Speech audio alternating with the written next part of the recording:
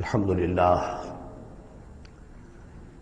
لله وكفى والصلاة والسلام على عباده الذين اصطفى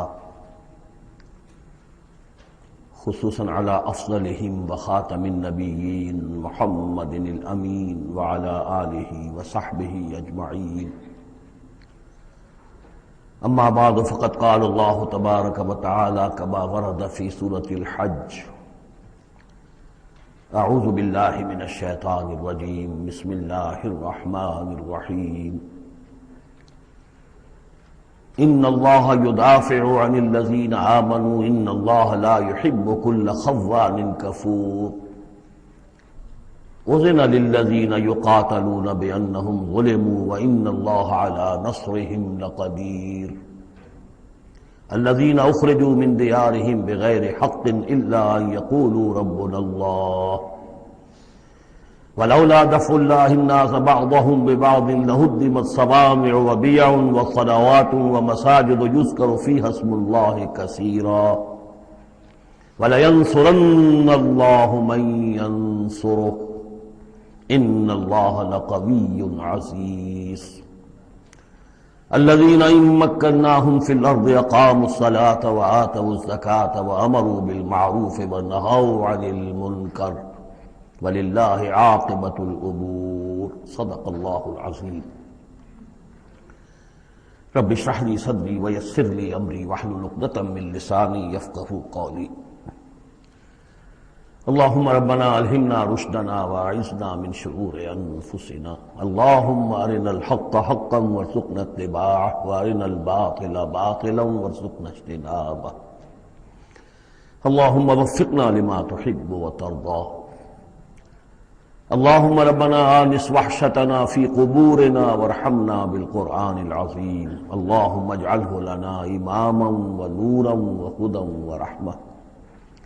اللهم ذكرنا منه ما نسينا وعلمنا منه ما جهلنا وارزقنا تلاوته آناء الليل وآناء النهار واجعله لنا حجة يا رب العالمين آمين.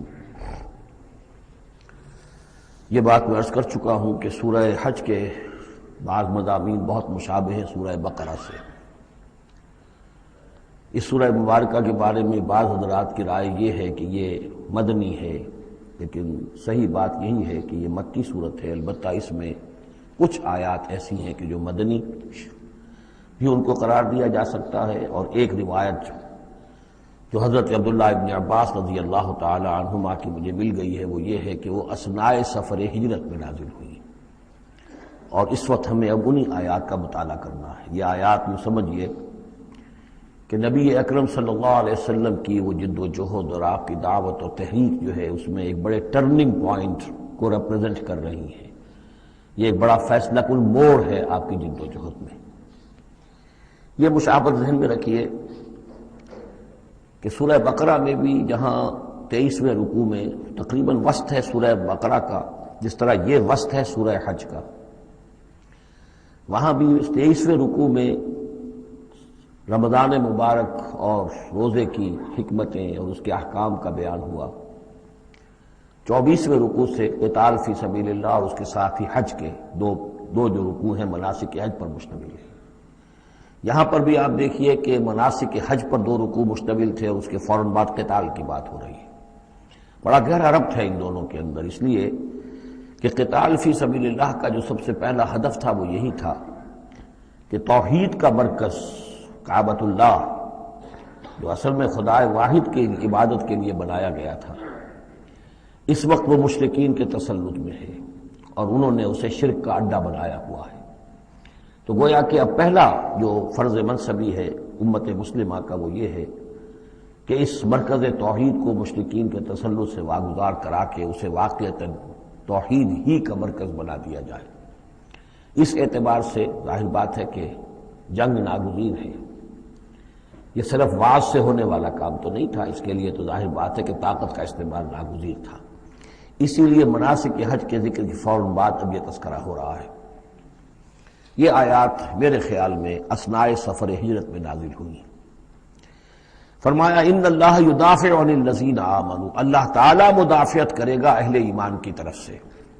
یعنی اب جو نیا دور شروع ہو رہا ہے جس میں کہ آرمڈ کانفلکٹ ہوگا، مسلح تصادم ہوگا، تو مسلمان اور اہل ایمان اپنے آپ کو اکیلا نہ سمجھے، بلکہ ان کی پشت پر اللہ ہے، ان کی طرف سے دفاع کرنے کے لیے اللہ تعالیٰ جو ہے وہ ان کی نصرت فرمائے گا۔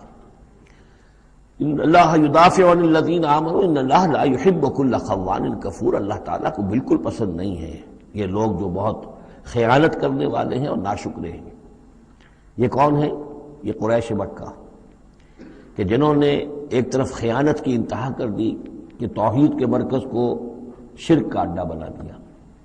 یہ امانت ہے ان کے پاس حضرت اسماعیل اور حضرت ابراہیم علیہ السلام کی، اور یہ تو اس لیے تعبیر کیا گیا تھا ربنا لیقیموا الصلاۃ، اور حضرت ابراہیم نے دعا کی تھی وجنبنی وبنی ان نعبد الاصنام، لیکن ان لوگوں نے خیانت کی ہے، ان کی وراثت کے اندر صحیح طرز عمل اختیار نہیں کیا بلکہ خیانت کی روش اختیار کی، اور کفور ہیں، بہت ناشکرے ہیں، اس لیے کہ اس گھر کی وجہ سے انہیں یہ حیثیت حاصل ہے کہ یہ مرکزی شہر بنا ہوا ہے پورے جزیرہ نما عرب کا، اس گھر کی وجہ سے انہیں ان کے قافلوں کو تحفظ حاصل ہے کہ ان کے اوپر کوئی حملہ نہیں کرتا، اور مشرق اور مغرب کی جو ٹریڈ ہے اس کے گویا کہ یہ ایک طرح سے پروپرائٹری ان کے پاس حقوق آ گئے، ایکسکلوسیو پروپرائٹری رائٹس، کہ ظاہر بات ہے کوئی اور قافلہ بچ کر جا نہیں سکتا قبائلی ریڈ سے اور حملے سے اور لوٹ مار سے، اور قریش کے قافلے کے اوپر کوئی حملہ کر نہیں سکتا، اسے کوئی چھو نہیں سکتا۔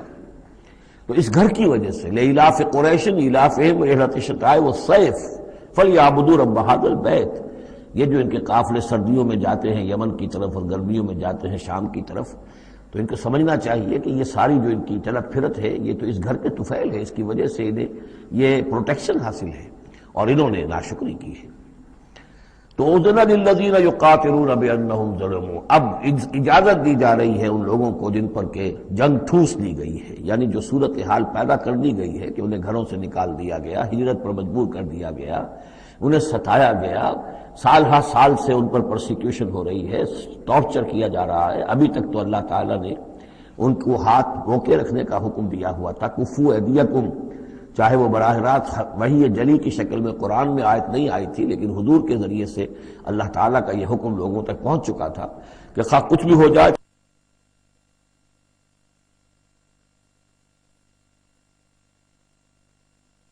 ان کے ہاتھ کھولے جا رہے ہیں۔ اذن للذین یقاتلون بانہم ظلموا، اب جو ان پر ظلم کیا گیا ہے اس کے سبب سے ان کو اجازت دی جا رہی ہے کہ اب وہ اینٹ کا جواب پتھر سے دے سکتے ہیں۔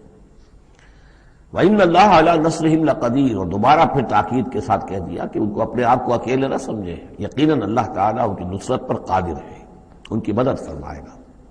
الَّذِينَ أُخْرِجُوا مِن دِيَارِهِمْ، وہ لوگ کہ جو اپنے گھروں سے نکال دیے گئے، یہ سب کون تھے؟ مہاجرین جو تھے، یہ مکے سے جو نکلنے پر مجبور کر دیے گئے، اہل و عیال کو چھوڑ کر نکلنے پر مجبور ہوئے۔ الَّذِينَ أُخْرِجُوا مِن دِيَارِهِمْ بِغَيْرِ حَقٍّ، جو نکال دیے گئے اپنے گھروں سے، اپنے علاقوں سے نا حق، الا ان یقولوا ربنا اللہ، صرف اس جرم کی پاداش میں کہ انہوں نے کہا ہمارا رب اللہ ہے، ہم صرف ایک اللہ کو مانتے ہیں اور دوسرے آلہہ کو، دوسرے معبودوں کو، دوسرے دیویاں اور دیوتاؤں جو تمہارے من گھڑت ہے ہم ان کو تسلیم کرنے کو تیار نہیں۔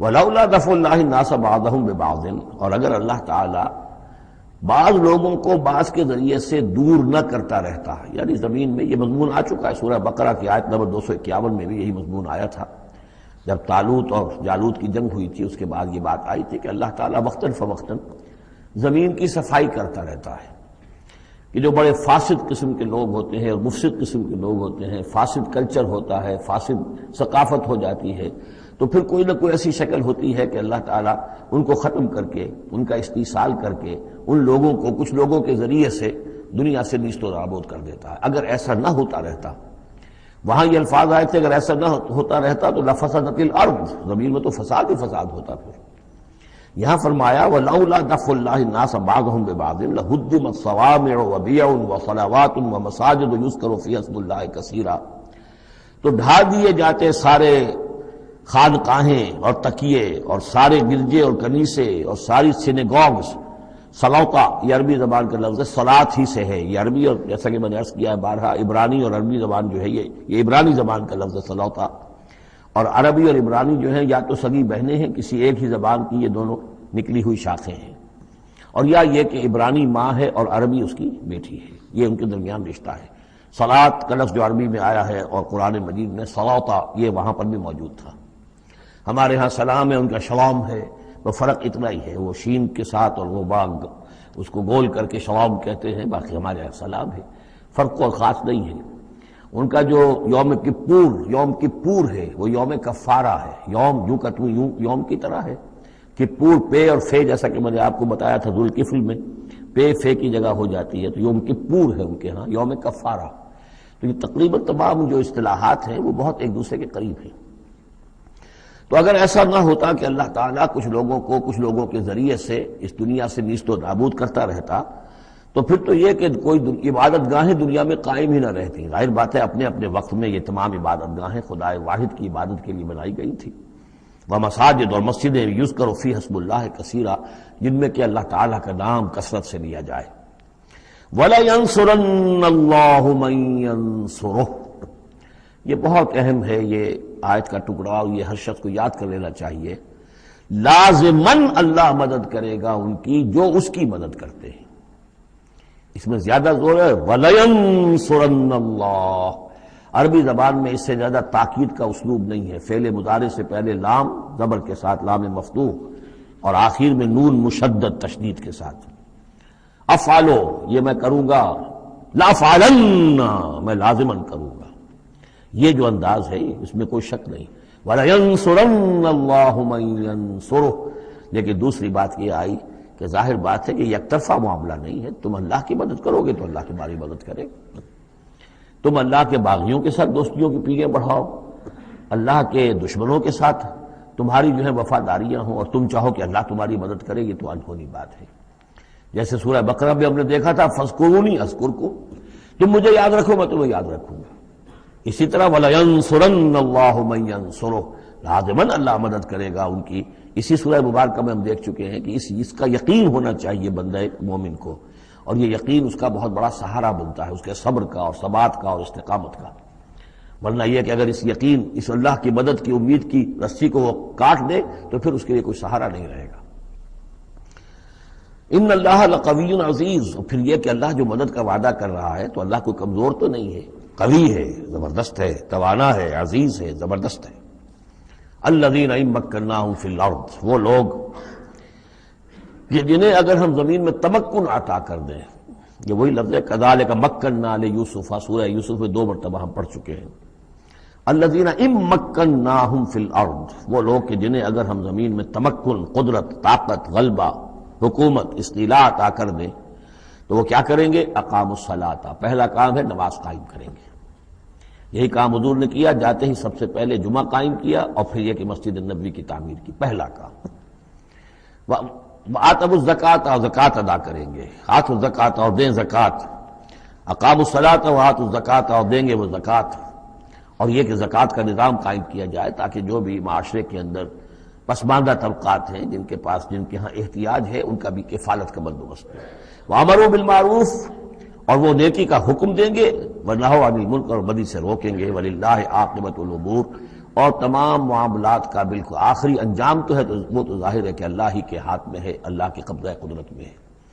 اس کو ہم یہ کہہ سکتے ہیں ایک اعتبار سے کہ گویا یہ نبی اکرم صلی اللہ علیہ وسلم کا مینیفیسٹو تھا۔ مینیفیسٹو ایک تو ہمارا آج کا تصور ہے کہ انتخابات میں جو پارٹیاں حصہ لیتی ہیں وہ اپنا اپنا پروگرام دیتی ہیں، لیکن اس سے علیحدہ کر دیجئے۔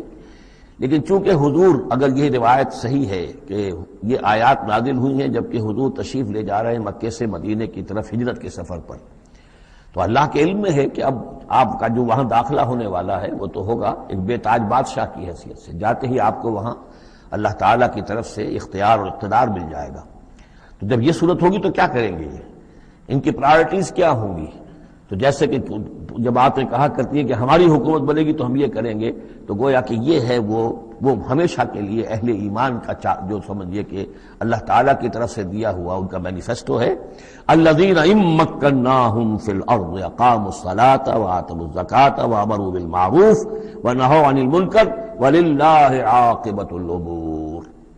یہ آیات خاص ہیں. اب دیکھیے پھر وہی جو مکی صورتوں کا مضمون ہوتا ہے بالکل انداز جو ہے وہ بدل جائے گا. یہ آیات ہیں اثناء سفر ہجرت کی، یا ہو سکتا ہے کہ مدینہ پہنچ کر نازل ہوئی ہوں، لیکن یہ مکی صورت میں رکھ دی گئی ہیں مناسبت کے اعتبار سے کہ جہاں حج کے یہ افعال بیان ہو رہے مناسک حج، اس کے ساتھ ہی ان کو شامل کر دیا گیا. اب وہی جو عام مکی مضامین ہیں مکی صورتوں کے وہ شروع ہو جائیں گے. وَإِن يُكَذِّبُوكَ فَقَدْ كَذَّبَتْ قَبْلَهُمْ قَوْمُ نُوحٍ وَعَادٌ وَثَمُودُ. اور اے نبی اگر یہ آپ کو جھٹلا رہے ہیں تو آپ سے پہلے بھی جھٹلایا ہے قوم نوح نے، قوم عاد نے، قوم سمود نے، قوم ابراہیم و قوم لوط.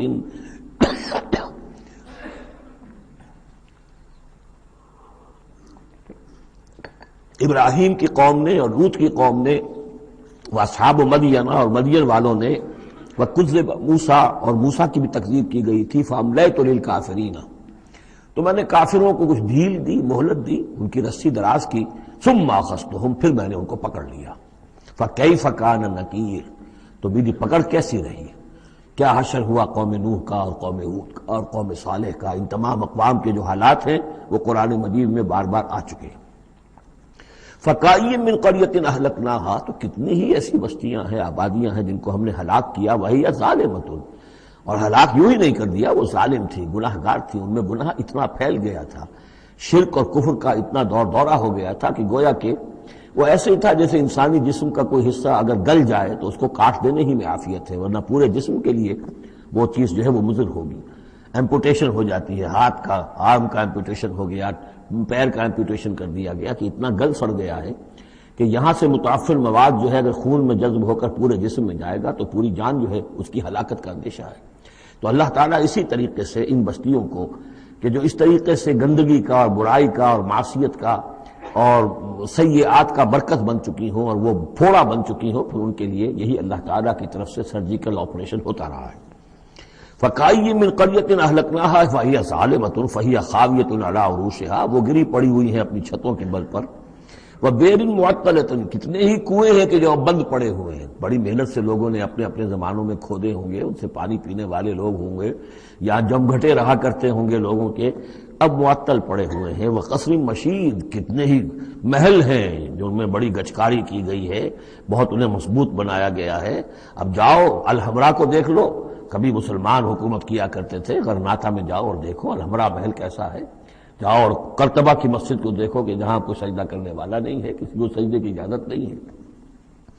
افلم یسیروا فی الارض، تو کیا ان لوگ زمین میں گھومے پھرے نہیں ہیں. فتکون لہم قلوب یعقلون بہا، تو ہوتے ان کے دل جن سے یہ سمجھتے اور بات کو کی تہ تک پہنچتے. یہ جو لفظ قلب کے ساتھ عقل آیا ہے، اب اس کو اچھی طرح سمجھ لیجئے، چونکہ یہ بات میری تو آپ کے سامنے آ چکی ہے کہ میرے نزدیک انسان ایک مرکب وجود کا حامل ہے. اس کا ایک وجود حیوانی ہے، خالص حیوانی اور مکمل حیوان اور اعلیٰ ترین حیوان. انسان اعلیٰ ترین حیوان ہے، تمام حیوانوں میں سب سے افضل ہے، اور اس میں وہ ساری فیکلٹیز ہیں کہ جو حیوانات میں بھی ہوتی ہیں. لیکن اس کا ایک روحانی وجود ہے، وہ مکمل وجود ہے، انڈیپینڈنٹ ہے، بالکل اس حیوانی وجود سے ایک علیحدہ اور مستقل بذات وجود ہے. یہ دونوں کیسے جڑے ہوئے ہیں یہ ہم نہیں جانتے. وہ تو ہمیں یہ بھی معلوم نہیں کہ انسانی جسم میں جان کہاں ہے، کچھ پتہ نہیں. کہاں دل میں ہے کہیں ہے، تو دل تو بدل دیتے ہیں لوگ، پھر بھی وہ جان تو وہی کی وہی رہتی ہے. اب تو جو کچھ ہو رہا ہے آپ کو معلوم ہے، تو جان کہاں ہے، کس چیز سے متعلق، دماغ سے متعلق ہے، دل سے متعلق، کہاں سے متعلق. تو لائف ہی کو ہم نہیں جانتے، تو لائف سے آگے روح کا تعلق کس طور سے ہے ہم کیا جان سکتے ہیں. ہست رب الناس رابا جان الناس، اتصال بے تکیف بے قیاس.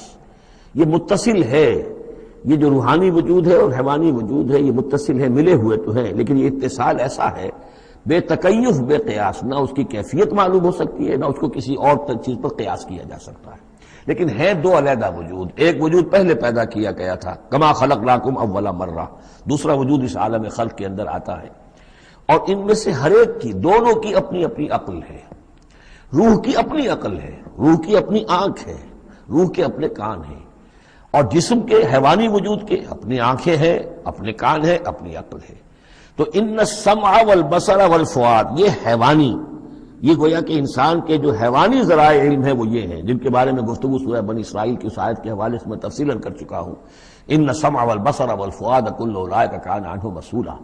لیکن انسان کے اندر جو یہ روح ہے یہ دیکھتی بھی ہے، یہ سنتی بھی ہے، اس کے اپنے کان ہیں، وہ غیر مرئی کان ہیں، غیر مرئی آنکھیں ہیں لیکن اس کی اپنی عقل ہے۔ اب یہاں دیکھیے یہ دونوں چیزیں واضح ہو جائیں گی۔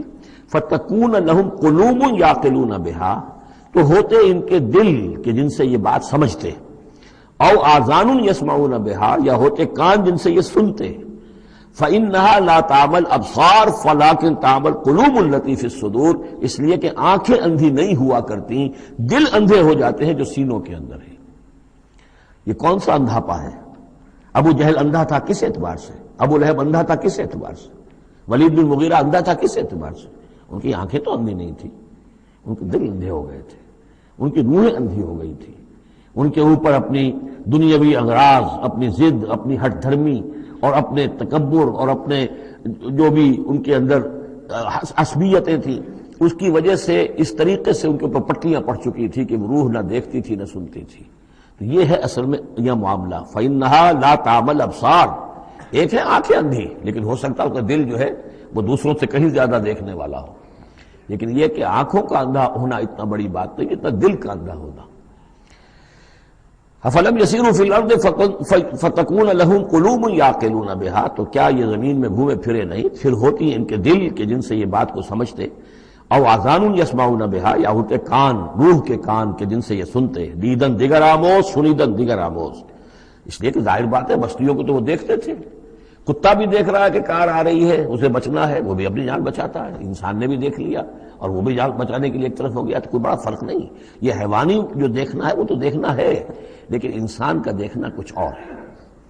فَإِنَّهَا لَا تَعْمَلْ أَبْصَارُ وَلَكِنْ تَعْمَلْ قُلُوبُ الَّتِي فِي الصُّدُورِ، اس لیے کہ دل آنکھیں اندھے نہیں ہوا کرتی بلکہ دل اندھے ہو جاتے ہیں جو سینوں کے اندر ہیں، اس لیے کہ روح کا مسکن قلب ہے، یہ ہم جانتے ہیں، روح کا مسکن قلب ہے، یہ ہم نہیں جانتے کہ کیسے، کس طرح۔ بہرحال دل کو آپ اگر کہیں کاٹیں گے پیٹیں گے تو کہیں وہ آپ کو اس میں روح نظر نہیں آئے گی، وہ غیر مرئی شے ہے، لیکن تعلق اس کا جو ہے وہ قلب انسانی کے ساتھ ہے۔ وَيَسْتَعْجِلُونَكَ بِالْعَذَابِ وَلَن يُخْلِفَ اللَّهُ وَعْدَهُ، اور یہ لوگ جلدی مچا رہے ہیں نبی آپ سے عذاب کی، اور اللہ تعالیٰ اپنے وعدے کی ہرگز خلاف ورزی نہیں کرے گا۔ وہ عذاب آئے گا، کس شکل میں آئے گا ابھی اللہ تعالیٰ نے اس کو چھپا کر رکھا ہوا ہے، کب آئے گا وہ بھی اللہ نے چھپایا ہوا ہے۔ وَإِنْ أَدْرِيَ قَرِيبٌ أَمْ بَعِيدٌ مَا تُوعَدُونَ، یہ ہم سورہ انبیاء میں پڑھائے ہیں کہ میں نہیں جانتا ہے نبی، آپ کہہ دیجئے قُلْ إِنْ أَدْرِيَ قَرِيبٌ أَمْ بَعِيدٌ مَا تُوعَدُونَ، کہ جس چیز کا تم سے وعدہ کیا جا رہا ہے، جس چیز کی دھمکی دی جا رہی ہے وہ قریب آ چکی ہے یا دور ہے۔ وَإِنَّ يَوْمًا عِندَ رَبِّكَ كَأَلْفِ سَنَةٍ مِّمَّا تَعُدُّونَ، اور یقیناً ایک دن آپ کے رب کے نزدیک 1000 برس کا ہے اس حساب سے جو تم تعداد جانتے ہو۔ انسانی عام حساب سے جو 1000 برس ہے، دنیا کا ہمارا حساب سے وہ در حقیقت اللہ کا ایک دن ہے۔ یہ مضمون چونکہ قرآن مجید میں پھر سورہ سجدہ میں پھر آئے گا، 2 مرتبہ آیا، تو یہ مضمون یوں سمجھیے کہ یہ محکمات میں سے، یہ متشابہات میں سے نہیں ہے، بات بالکل پختہ ہے اور واضح ہے۔ يُدَبِّرُ الْأَمْرَ مِنَ السَّمَاءِ إِلَى الْأَرْضِ ثُمَّ يَعْرُجُ إِلَيْهِ فِي يَوْمٍ كَانَ مِقْدَارُهُ أَلْفَ سَنَةٍ مِّمَّا تَعُدُّونَ، تو اللہ تعالیٰ کی جو تدبیر امر ہے، وہی جو 3 کام ابتدائی جو شاہ ولی اللہ دہلوی رحمۃ اللہ علیہ کی تصنیف حجت اللہ البالغہ کے حوالے سے میں بتا چکا ہوں، ابداع، خلق اور تدبیر، تدبیر تیسرا کام ہے۔ اس تیسرے کام کے ضمن میں اللہ کا جو بھی ایک نقشہ بنتا ہے اس کی مشیت کا، وہ 1000 سال کا ہوتا ہے ہمارے حساب سے، اس کا ایک دن ہے، وہ اس کی ایک پلاننگ ہو جاتی ہے، اس کے احکام جو ہے وہ فرشتوں کے حوالے کر دیے جاتے ہیں، اس کی پھر ایگزیکیوشن ہوتی ہے، تو 1000 برس کی پلاننگ ہے ہمارے حساب سے، اللہ کے ہاں وہ ایک دن ہے۔ وَكَأَيٍّ مِّن قَرْيَةٍ أَمْلَيْتُ لَهَا، اور کتنی ہی بستیاں ایسی ہوئی ہیں کہ جنہیں ہم نے ڈھیل دی تھی، وَهِيَ ظَالِمَةٌ، لیکن وہ تھیں گناہ گار، ثُمَّ أَخَذْتُهَا، پھر میں نے ان کو پکڑ لیا، وَإِلَيَّ الْمَصِيرُ، اور میری ہی طرف لوٹ کر آنا ہے۔ قُلْ يَا أَيُّهَا النَّاسُ إِنَّمَا أَنَا لَكُمْ نَذِيرٌ مُّبِينٌ، کہہ دیجئے اے نبی، اے لوگو، میں ہوں ایک خبردار کرنے والا، صاف صاف تمہارے لیے ایک خبردار کرنے والا آیا ہوں، ڈرانے والا آیا ہوں، بتا دینے والا ہوں کہ یہ مراحل زندگی کے آنے والے ہیں۔ فالذین آمنوا وعملوا الصالحات، جو لوگ ایمان لائیں اور نیک عمل کریں، لہم مغفرۃ ورزق کریم، ان کے لیے اللہ کی طرف سے مغفرت ہے، یہ میں بشارت دے رہا ہوں، اور رزق کریم، اور بہت ہی باعزت روزی ملے گی۔ والذین سعوا فی آیاتنا معاجزین، اور جو لوگ ہماری آیات کے بارے میں تگ و دو کریں گے کہ انہیں کسی طریقے سے فیل کر دیں، ناکام کر دیں، غیر مؤثر کر دیں، ان آیات کو پھیلنے نہ دیں، اولئک اصحاب الجحیم، تو یہ وہ لوگ ہیں کہ جہنم والے ہیں۔ وما ارسلنا من قبل کا، یہ کافی مشکل آیت ہے قرآن مجید کی جو اگلی آ رہی ہے، اور اس میں کافی قیل و قال ہے۔ وما ارسلنا من قبلک من رسول ولا نبی الا اذا تمنا القى الشیطان فی امنیتہ، اور نہیں بھیجا ہم نے آپ سے پہلے بھی کوئی رسول، اے نبی صلی اللہ علیہ وسلم، نہ کوئی رسول نہ نبی، الا اذا تمنا، مگر یہ کہ جب اس نے خود کوئی خیال باندھا، کوئی پلاننگ کی، کوئی نقشہ بنایا اپنے کام کا۔ ایک تو یہ کہ اللہ کی طرف سے ہدایت آ رہی کہ اب یہ کیجئے، اب یہ کیجئے، اب یہ کیجئے، ظاہر بات ہے کہ اس میں تو کسی خطا کا کوئی امکان ہی نہیں، وہی چاہے وہ وحی جلی ہو اور چاہے وحی خفی ہو، نبی کے لیے وحی جلی وحی خفی دونوں محفوظ ہیں۔ وحی خفی کے اندر بھی شیطان یا شیطانی قوتیں کوئی در اندازی نہیں کر سکتی، لیکن یہ کہ کبھی ایسا بھی ہوتا ہے کہ وحی کی طرف سے کوئی بات نہیں آئی ہے، ظاہر بات ہے کہ یہ نہیں سمجھنا چاہیے کہ نبی کی حیثیت بالکل ایسے ہے جیسے وہ کسی زمانے میں، آج کل تو شاید وہ معاملہ ختم ہو گیا، وہ تار جو جاتے تھے گٹ گٹ گٹ گٹ گٹ گٹ ہو رہی ہے، ادھر سے ہو رہی ہے، ادھر سے وہ جو ہے مشین بول رہی ہے، تو بیچ میں تو مشین ہے، کچھ نہیں ہے۔ تو ایسا نہیں ہے کہ نبی کی اپنی کوئی شخصیت ہی نہ ہو، نبی کی اپنی کوئی سوچ ہی نہ ہو، نبی کی اپنی کوئی پلاننگ ہی نہ ہو۔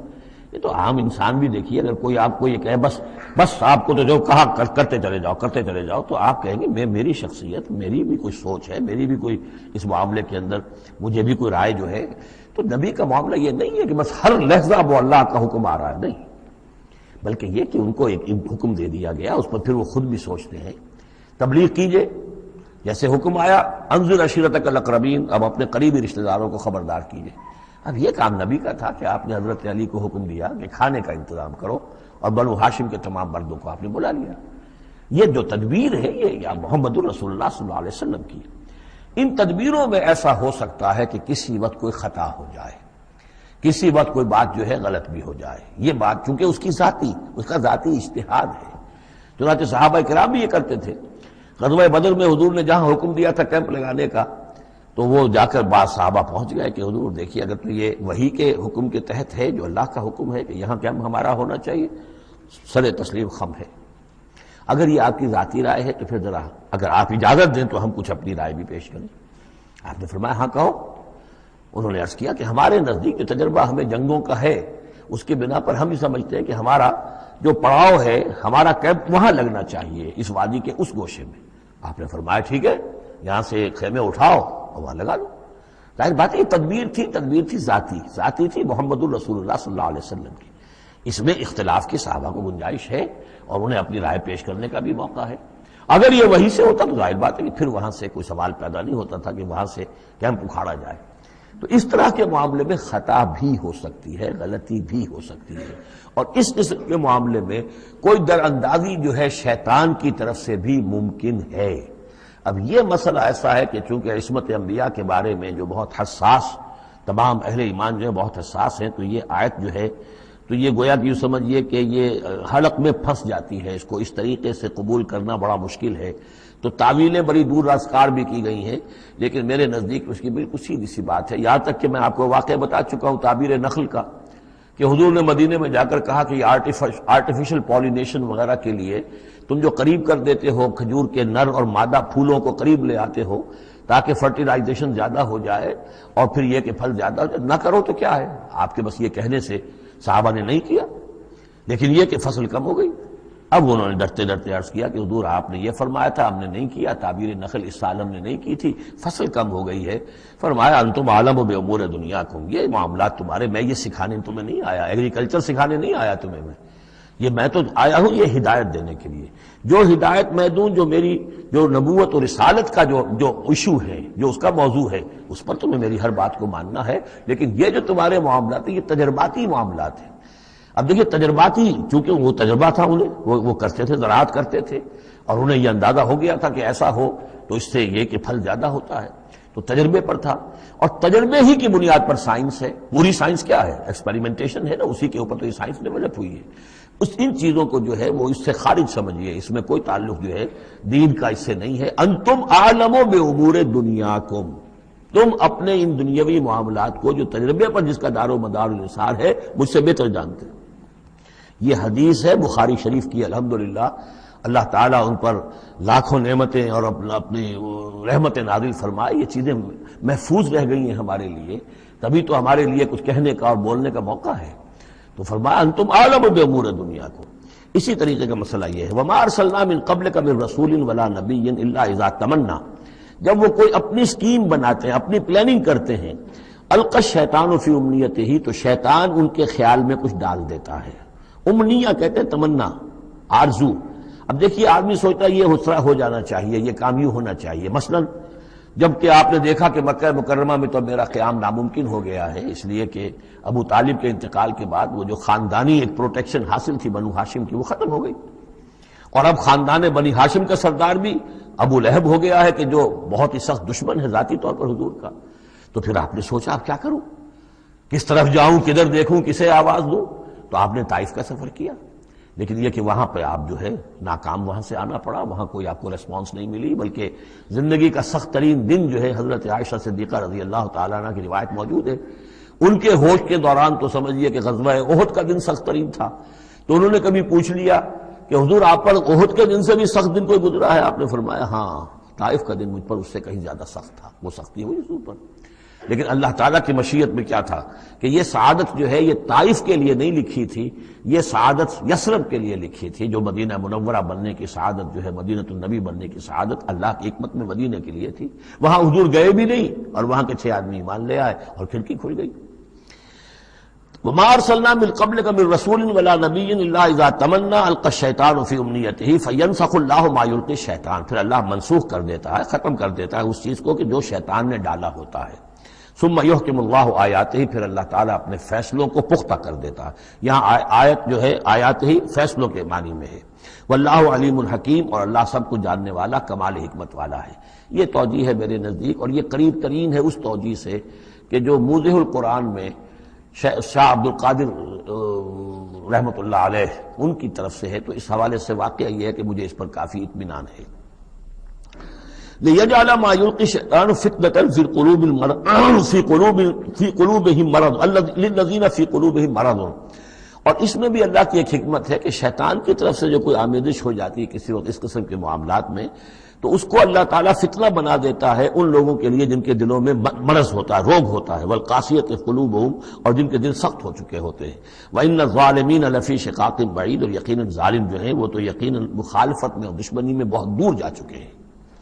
وَلِيَعْلَمَ الَّذِينَ أُوتُوا الْعِلْمَ، اور یہ تاکہ جان لے وہ لوگ کہ جنہیں علم دیا گیا تھا، أَنَّهُ الْحَقُّ مِن رَّبِّكَ، کہ یہ سب حق ہے آپ کے رب کی طرف سے۔ پھر جو بھی آخری فیصلہ اللہ کا آتا ہے اس پر پورا انشراح ہو جاتا ہے۔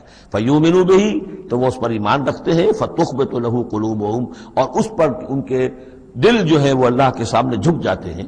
وَإِنَّ اللَّهَ لَهَادِ الَّذِينَ آمَنُوا إِلَىٰ صِرَاطٍ مُّسْتَقِيمٍ، اور یقیناً اللہ تعالیٰ ہدایت دینے والا ہے ان کو جو ایمان لائیں سیدھے راستے کی طرف۔ یعنی کبھی اس طرح کی کوئی غلطی ہو بھی جائے، ایبریشنز جس کو ہم کہیں گے، ذرا کہیں ہو بھی جائے تو اللہ تعالیٰ پھر راستہ سیدھا کر دیتا ہے اور پھر ان کے رخ کو بالکل صحیح سمت میں موڑ دیتا ہے۔ وَلَا يَزَالُ الَّذِينَ كَفَرُوا فِي مِرْيَةٍ مِّنْهُ، اور یہ لوگ جو کفر کر رہے ہیں ان کو تو یہ تو شک و شبہ ہی میں رہیں گے، ان کے شکوک و شبہات کبھی ختم ہونے والے نہیں ہیں۔ حتیٰ تأتیہم الساعۃ بغتۃ، یہاں تک کہ یا تو قیامت آ دھمکے ان پر اچانک، اور یاتیہم عذاب یوم عقیم، یا پھر وہ عذاب جو ہے بانج دن کا، یعنی ایسا دن کہ جو خیر سے خالی ہوگا، بانج ہوگا، بانج دن، یوم عقیم کا جو عذاب ہے وہ ان پر مسلط ہو جائے۔ الملک یومئذ للہ، اس دن راج ہوگا پھر صرف اللہ کا، کسی کے پاس کوئی اختیار نہیں ہوگا۔ یحکم بینہم، یعنی یہ کہ آج بھی راج تو اللہ ہی کا ہے، حکم اسی کا چل رہا ہے، لیکن یہ کہ پھر بھی کچھ نہ کچھ پردے پڑے ہوئے ہیں، کچھ نہ کچھ ڈرامے سے ہو رہے ہیں کہ یہاں یہ بادشاہ صاحب ہیں اور یہاں یہ سردار ہے قبیلے کا، کچھ نہ کچھ لوگوں کے نگاہوں کے اوپر پردے پڑے ہوئے، لیکن ایک دن آئے گا کہ وہ سب پردے اٹھ جائیں گے۔ لمن الملک اليوم للہ الواحد القہار، پکارا جائے گا آج کے دن کس کی بادشاہی ہے؟ اللہ کی جو واحد ہے، قہار۔ یحکم بینہم، وہ ان کے مابین فیصلہ کرے گا۔ فالذین آمنوا وعملوا الصالحات فی جنات النعیم، تو جو لوگ ایمان لائے اور انہوں نے نیک عمل کیے ہوں گے وہ ہوں گے جنتوں میں، نعمتوں والے باغات میں۔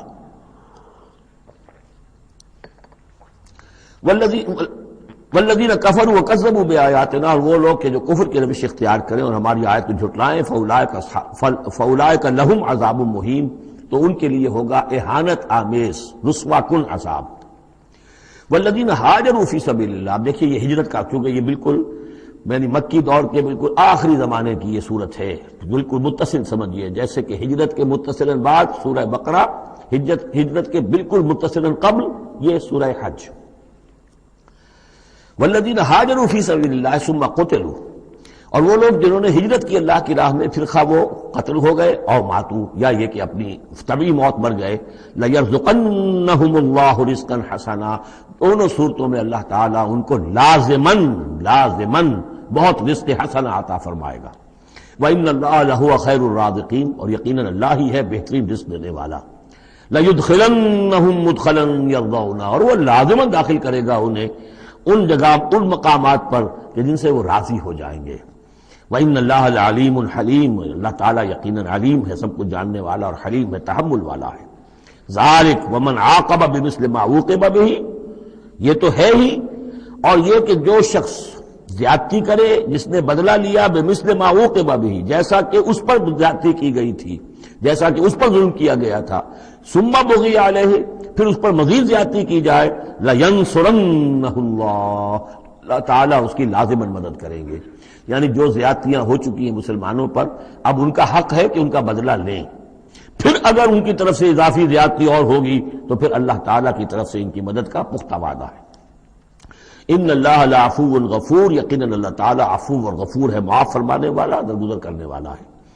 ذالک بان اللہ یولج اللیل فی النہار، اور یہ اس لیے ہے، یعنی یہ کہ اللہ تعالیٰ کا پورا یہ نظام کائنات کا اسی طرح چل رہا ہے، اسی عدل پر، انصاف پر۔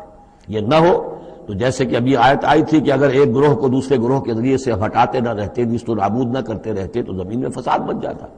لَهُدِّمَتْ صَوَامِعُ وَبِيَعٌ وَصَلَوَاتٌ وَمَسَاجِدُ يُذْكَرُ فِيهَا اسْمُ اللَّهِ كَثِيرًا، اس طرح فرمایا کہ ہمارا ایک نظام ہے جو اس دنیا کا ہے، اس طرح کا ایک نظام جو ہے وہ آفاقی بھی ہے۔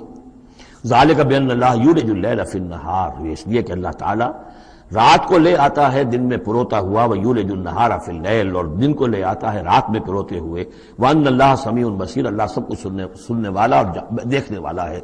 ذَلِكَ بِأَنَّ اللَّهَ هُوَ الْحَقُّ، یہ اس لیے کہ اللہ ہی حق ہے، ذات برحق، جس کا حق ہونا قطعی ہے، یقینی۔ وَأَنَّمَا يَدْعُونَ مِن دُونِهِ هُوَ الْبَاطِلُ، اور جس کو وہ پکار رہے ہیں اس کے سوا وہ سب باطل ہے، آدر ہوا ہے، ان کی کوئی حیثیت نہیں۔ وَأَنَّ اللَّهَ هُوَ الْعَلِيُّ الْكَبِيرُ، اور یہ کہ یقیناً اللہ تعالیٰ ہی ہے سب سے بلند و بالا اور سب سے بڑا۔ أَلَمْ تَرَ أَنَّ اللَّهَ أَنزَلَ مِنَ السَّمَاءِ مَاءً، کیا تم نے دیکھا نہیں کہ اللہ نے اتارا آسمان سے پانی، فَتُصْبِحُ الْأَرْضُ مُخْضَرَّةً، تو زمین سبز ہو جاتی ہے، سرسبزی، شادابی نظر آتی ہے۔ ان اللہ لطیف خبیر، یقیناً اللہ تعالیٰ بڑی ہی خفیہ تدبیریں کرنے والا اور ہر شے سے باخبر ہے۔ باریک بین بھی اس کے معنی ہے لطیف کے، اور خفیہ تدبیر کرنے والا۔ لہو ما فی السماوات و ما فی الارض، جو کچھ آسمانوں میں ہے وہ بھی اسی کا ہے، اور جو کچھ زمین میں ہے وہ بھی اسی کا ہے۔ وان اللہ لہو الغنی الحمید، اور یقیناً اللہ تعالیٰ الغنی ہے، یعنی اسے کوئی احتیاج نہیں، الحمید ہے، اپنی ذات میں خود محمود ہے، ستودہ صفات ہے، اسے کسی حمد کی ضرورت نہیں۔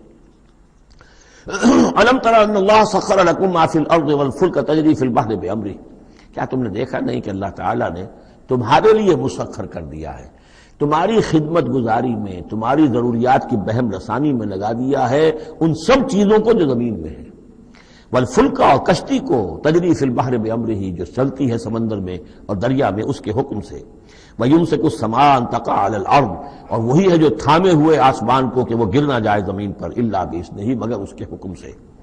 ان اللہ بالناس لرؤوف الرحیم، یقیناً اللہ تعالیٰ انسانوں کے حق میں بہت ہی شفیق ہے، نرمی کرنے والا ہے اور مہربان ہے۔ وَهُوَ الَّذِي أَحْيَاكُمْ، وہی ہے جس نے تمہیں زندہ کیا، یعنی پہلے تم مردہ تھے۔ یہ سورہ بقرہ میں بھی آیت آپ دیکھ چکے ہیں، بالکل اس کے ہم وزن آ رہی ہے۔ کیف تکفرون باللہ وکنتم امواتا فاحیاکم ثم یمیتکم ثم یحییکم ثم الیہ ترجعون۔ اب یہاں صرف یہ کہ کنتم امواتا کے الفاظ کو دوبارہ نہیں لائے، هو الذی احیاکم ثم یمیتکم ثم یحییکم، تم مردہ تھے پھر تمہیں زندہ کیا، پھر تمہیں موت دے گا، پھر زندہ کرے گا۔ مردہ تھے یعنی یہ ہمارا وہ دور ہے جبکہ روحانی عالم ارواح میں ہم سے عہد لینے کے بعد ہمیں سلا دیا گیا، الست بربکم، اس کے بعد کسی کولڈ سٹوریج کے اندر تمام ارواح کو رکھ دیا گیا، وہ ہماری پہلی موت تھی، پہلی نیند تھی جو ہم سوئے رہے۔ اس کے بعد جاگے ہیں تو اس عالم خلق کے اندر کسی رحم مادر کے اندر وہ روح جو ہے وہ لا کر ایک جنین کے ساتھ جوڑ دی گئی، یہ ہمارا احیاء اول ہو گیا۔ اس کے بعد پھر یہاں ہم رہیں گے تو یہ زندگی ہے دوسری، اور اس کے بعد جب موت ہوگی تو احیاء یہ اماتہ ثانی ہو جائے گا، پھر اللہ اٹھائے گا بعد الموت، وہ احیاء ثانی ہو جائے گا۔ یہ سورہ غافر میں مضمون آئے گا، اس کا کلائمیکس جو ہے سورہ غافر میں ہے۔ وَهُوَ الَّذِي أَحْيَاكُمْ ثُمَّ يُمِيتُكُمْ ثُمَّ يُحْيِيكُمْ إِنَّ الْإِنسَانَ لَكَفُورٌ، یقیناً انسان جو ہے وہ ناشکرا ہے۔ لِكُلِّ أُمَّةٍ جَعَلْنَا مَنْسَكًا هُمْ نَاسِكُوهُ، ہم نے ہر امت کے لیے ان کے قربانی کے طریقے، طور طریقے، عبادات کے آداب ہم نے مقرر کر دیے ہیں جو اس کی پیروی کرتے ہیں۔ فَلَا يُنَازِعُنَّكَ فِي الْأَمْرِ، تو انہیں آپ سے جھگڑنا نہیں چاہیے، یعنی یہ کہ اگر یہود کے ہاں کوئی اور طریقے تھے قربانی کے تو اور یہاں بنی اسماعیل کے لیے ہم نے کچھ اور مقرر کیے، مسلمانوں کو اب کچھ اور طریقے ہم بتا رہے ہیں، تو اس میں کوئی حرج نہیں ہے، اس میں جھگڑنے کی ضرورت بات نہیں۔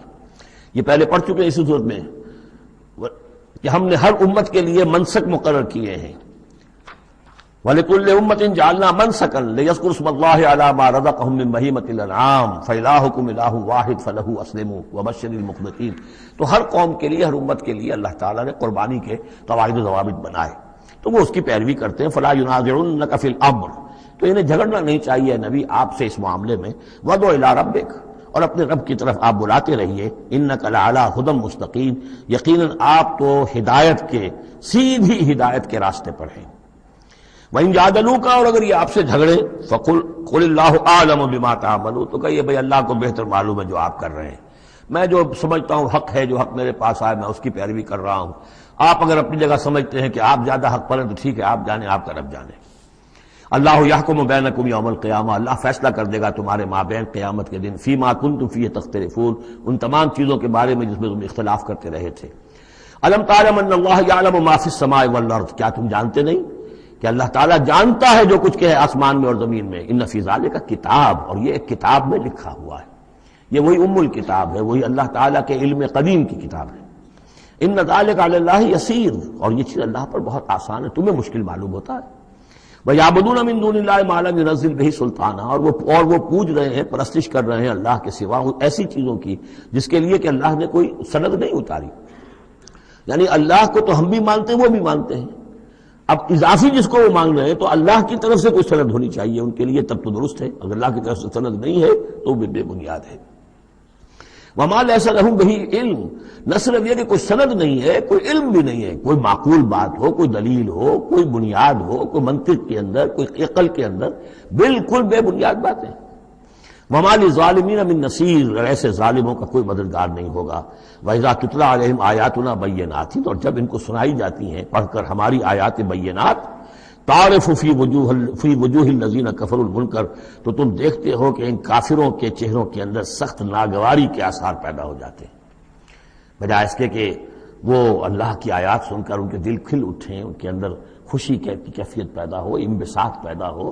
ہمارے رب کا کلام ہے، تعرف فی وجوہ الذین کفروا المنکر، تم دیکھتے ہو بڑی ناگواری کے آثار ہیں۔ یکادون یسطون بالذین یتلون علیہم آیاتنا، ان قریب ہوتا ہے کہ پل پڑیں گے، وہ حملہ آور ہو جائیں گے، کبوٹی کر دیں گے ان کی جو انہیں ہماری آیات پڑھ کر سنا رہے ہیں۔ قل افانبئکم بشر من ذالکم، ان سے کہیے تو کیا میں تمہیں بتاؤں جس قدر تمہیں ناگواری اس وقت ہو رہی ہے، تم پر بڑی سختی بیت رہی ہے اللہ کی آیات جو تمہیں سنائی جا رہی ہیں، کیا اس سے بھی زیادہ بری بات کون سی ہے بتاؤں؟ النار، وہ آگ جس کے کہ تم مستحق ہو رہے ہو اپنے اس کفر اور انکار کی وجہ سے۔ وعدہ اللہ الذین کفروا، اللہ نے وعدہ کیا ہے اس آگ کا کافروں سے، وبئس المصیر، وہ بہت ہی برا ٹھکانہ ہے۔ اب جو یہ آخری رکوع آ رہا ہے سورہ مبارکہ کا، اس کے ترجمے سے پہلے مجھے تھوڑی سی تمہیداً کچھ بات عرض کرنی ہے۔ یہ جو ایک دعوت رجوع القرآن کی ایک تحریک ہم نے شروع کی، اور الحمدللہ کہ میں اس میں اپنی زندگی کے لگ بھگ 35 برس اب صرف کر چکا ہوں، اور اسی کے پھر کوکھ سے تنظیم اسلامی اور تحریک خلافت نے جنم لیا ہے۔ اس دعوت رجوع القرآن کی جو بنیاد ہے اور جس کو کہ میں نے ذریعہ بنایا ہے قرآن مجید سے لوگوں کو متعارف کرانے کا، اور قرآن مجید کے ذریعے سے دین کے جامع تصور کو لوگوں کے سامنے پیش کرنے کا، اور قرآن مجید کے ذریعے سے دین کی طرف سے جو بنیادی فرائض ہم پر عائد ہوتے ہیں اس کا ایک جامع تصور دینے کا جو میں نے کام کیا ہے، اس کے لیے ذریعہ میں نے بنایا ہے ایک منتخب نصاب کو، مطالعہ قرآن حکیم کا منتخب نصاب۔ یہ جو منتخب نصاب ہے یہ تقریباً کل قرآن کے 1/15 حجم کے اندر یوں سمجھیے کہ 2 پاروں کے لگ بھگ ہے، مائنس پلس کم و بیش 2 پارے ہوں گے۔ تو اس میں ان آیات کو لیا گیا ہے کہ جن میں ایک تو یہ کہ دین کا جامع تصور بہت مختصر الفاظ میں سامنے آ جائے، اور جو فرائض دینی ہیں جس کا کہ ہم سے باز پرس ہونی ہے، جس کے بارے میں پوچھ گچھ ہونی ہے، تو اس کا صحیح صحیح تصور ہمیں معلوم ہے کہ نماز روزہ یہ تو فرض ہے، سب جانتے ہیں، اس کے علاوہ بھی کوئی چیز فرض ہے، کسی چیز کے بارے میں ہم مسئول ہیں، ذمہ داری ہماری ہے یا نہیں ہے۔ تو وہ جو منتخب نصاب ہے اس کے مختلف جو حصے ہیں، ہم کچھ حصوں سے گزرے ہیں، لیکن یہ میں آج سوچ رہا تھا کہ جیسے میں نے آپ کو بتایا تھا کہ حروف مقطعات کا معاملہ یہ ہے کہ 29 حروف ہیں یا 28 حروف ہیں عربی زبان کے الفابیٹس جو ہیں، شروع کے حصوں میں سے حروف میں سے بہت کم ہے جو حروف مقطعات میں آئے، اور آخری جو حصہ ہے اس کے تختی کے، اس کے بہت سے حروف ہیں، اکثر و بیشتر ہے کہ جو حروف مقطعات میں آئے ہیں۔ تو یہ پہلی مرتبہ میرا ذہن ادھر گیا ہے کہ ہمارے اس منتخب نصاب میں بھی یہ چیز کوئی میرے پیش نظر نہیں تھی کہ جان بوجھ کر ایسا کیا ہو۔ زیادہ حصے اسباق وہی ہیں کہ جو نصف ثانی سے متعلق ہیں، بلکہ قرآن مجید کے آخری حصے سے زیادہ جو ہے وہ اس میں مقامات اور آیات اور رکوع یا صورتیں شامل ہوئی ہیں۔ لیکن اس وقت اس کا تعارف میں یہ کرا رہا ہوں کہ اس کا ایک بڑا مرکزی درس ہے کہ جو اگلی جو یہ رکوع آ رہا ہے جو 6 آیات پر مشتمل ہے، یہ اس کا بڑا مرکزی درس ہے۔ یہ جو میرا منتخب نصاب ہے اس کے 6 حصے ہیں۔ نقطہ آغاز ہے سورۃ العصر، والعصر ان الانسان لفی خسر الا الذین آمنوا وعملوا الصالحات وتواصوا بالحق وتواصوا بالصبر۔ مختصر ترین صورت، جامع ترین صورت، انسان کی نجات کے یہ 4 لوازم ہیں: ایمان، عمل صالح، تواصی بالحق، تواصی بالصبر۔ پھر 3 اور مقامات ہم نے اس میں ایسے ہی جامع مقامات جس میں یہ چاروں چیزیں تقریباً بیان ہوئی ہیں وہ شامل کر کے وہ پہلا حصہ ہو گیا۔ اس کا ایک درس ہم گزر چکے ہیں سورہ بقرہ میں، آیت البر، اس کا درس نمبر 2 ہے۔ لیس البر ان تولوا وجوہکم قبل المشرق والمغرب، نیکی جو تم نے سمجھی ہوئی ہے، کسی نے کسی شے کو نیکی سمجھا ہوا، کسی نے کسی کو نیکی سمجھا ہوا ہے۔ اصل نیکی کیا ہے، پوری نیکی کیا ہے، نیکی کی روح کیا ہے، جڑ بنیاد کیا ہے، نیکی کے مظاہر کیا ہیں، ان مظاہر میں پھر اقدمیت کس چیز کی ہے، اولیت کس شے کی ہے، ثانوی درجے میں کون سی ہے، پھر چوٹی کیا ہے، سمم بولم کیا ہے، سب سے اونچا جو مقام ہے، جو مقام مطلوب ہے وہ کیا ہے۔ اسی طریقے سے پھر اس کا دوسرا حصہ جو ہے اس منتخب نصاب کا، اس میں کچھ ایمان سے متعلق مباحث ہیں۔ ایمان کن چیزوں کا نام ہے، کیسے ایمان وجود میں آتا ہے، تو اس میں سورہ فاتحہ بھی ہے، وہ بھی ہم پڑھ چکے ہیں، اور پھر سورہ آل عمران کا جو آخری رکوع کی آیات تھی، ان فی خلق السماوات والارض واختلاف اللیل والنہار یہ بھی جو ہے لآیات لأولی الالباب۔ پھر یہ کہ ایک اور سبق اس کا وہ ہے جو اگلی جو صورت آج ہی ہم پڑھیں گے انشاءاللہ، سورہ نور کا جو 5واں رکوع ہے وہ بھی اس کا ایک سبق ہے۔ آج کے ہمارے اس حصے میں اصل میں 3 اسباق آ رہے ہیں کہ جو اس منتخب نصاب کے، اسی لیے میں نے مناسب سمجھا کہ اس منتخب نصاب کا آپ سے تعارف کرا دوں۔ پھر یہ تیسرا حصہ اس کا جو ہے وہ اعمال صالحہ، عمل صالح کی تفصیل کیا ہے، انفرادی سطح پر کیا عمل ہونا چاہیے، اجتماعی سطح پر کیا ہونا چاہیے، معاشرتی سطح پہ کیسے ہونا چاہیے، ریاستی سطح پر کیا ہونا چاہیے۔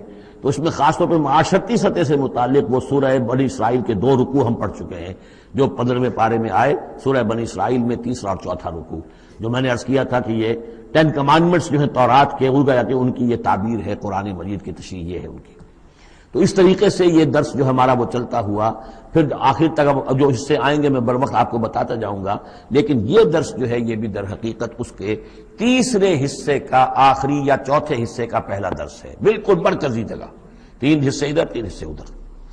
یہ اس اعتبار سے جامع ترین مقام ہے قرآن کا کہ قرآن کی دعوت کو 2 حصوں میں تقسیم کر کے بیان کیا گیا۔ ایک قرآن کی دعوت عمومی ہے، ہر انسان، کل نوع بشر کے لیے، اس لیے کہ حضور کی بعثت تمام انسانوں کے لیے، ہر انسان کسے باشد، چاہے شمال کا ہو، جنوب کا ہو، مشرق کا ہو، مغرب کا ہو، کالا ہو، گورا ہو، پیلا ہو، نیلا ہو، کوئی ہو، سب کے لیے کیا دعوت ہے قرآن کی، قرآن کیا کہتا ہے، کوئی ہے یا نہیں؟ پہلے درجے میں تو دعوت عمومی، الی کافۃ الناس۔ دوسرے درجے میں دعوت خصوصی، یہ کن کے لیے ہے؟ جو ماننے کا اعلان کرے۔ پہلی دعوت دعوت ایمان ہے، مانو اللہ کو، مانو رسول کو، مانو آخرت کو، مانو بعث بعد الموت کو، مانو جنت کو، مانو دوزخ کو، یہ ہے عام۔ جو یہ مانتے ہی نہیں، اب ان سے کوئی اور کلام نہیں، ان سے ہم کیسے کہیں گے نماز پڑھو اور روزہ رکھو، وہ اللہ کو نہیں مانتے، قرآن کو نہیں مانتے، نبی کو نہیں مانتے۔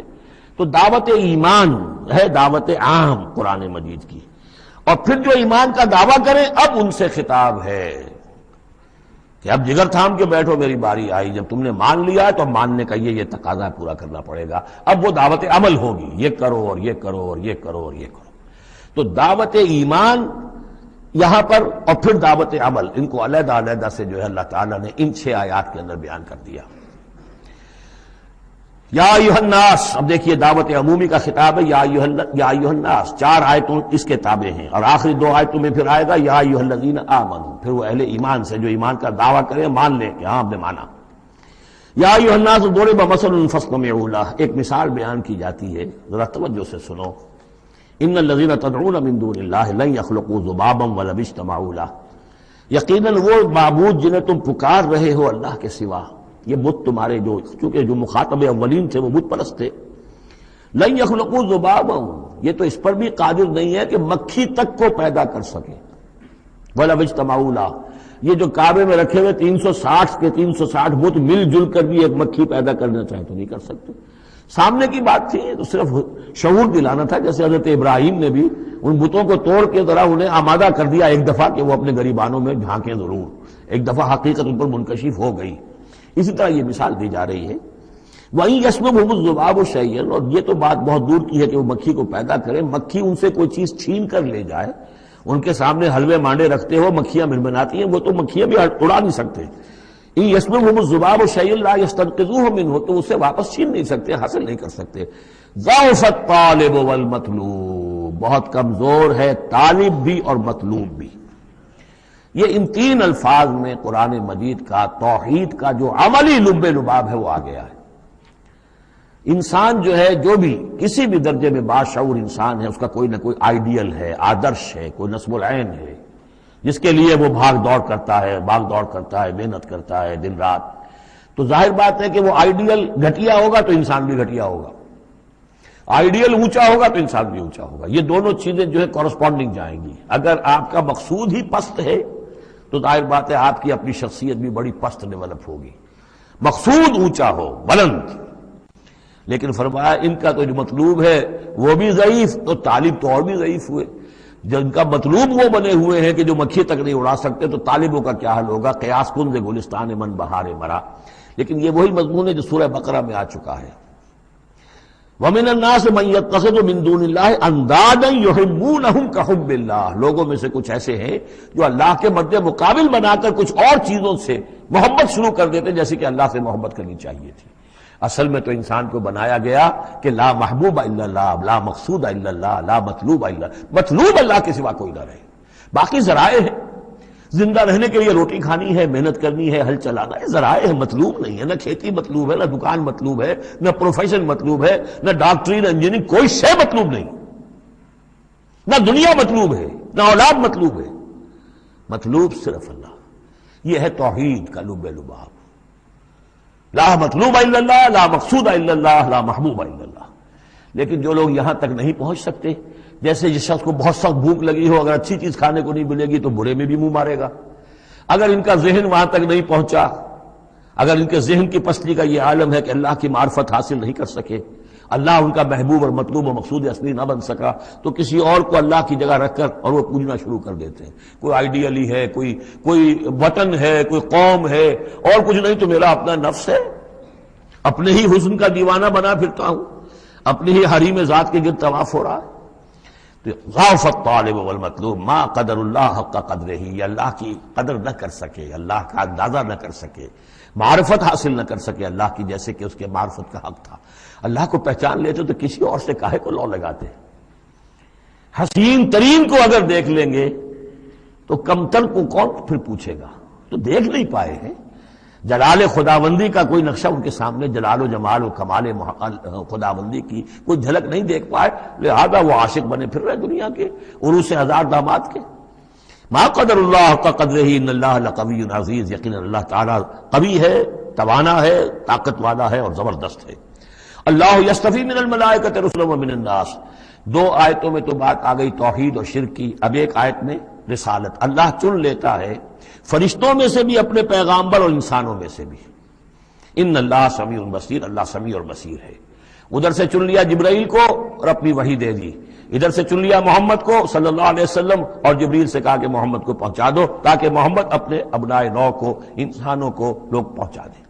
تو یہ گویا کہ 2 لنکس ہیں، ایک فرشتہ رسول ملک، ایک رسول بشر جبرائیل اور محمد صلی اللہ علیہ وسلم۔ ان اللہ سمیع بصیر، اللہ تعالیٰ سب کچھ سننے والا اور دیکھنے والا ہے. یعلم ما بین ایدیہم وما خلفہم، وہ جانتا ہے جو کچھ کہ ان کے سامنے ہے جو کچھ ان کے پیچھے ہے. وإلی اللہ ترجع الامور، اور پھر تمام معاملات اللہ ہی کی طرف لوٹا دیے جائیں گے. یہ آخرت آ گئی.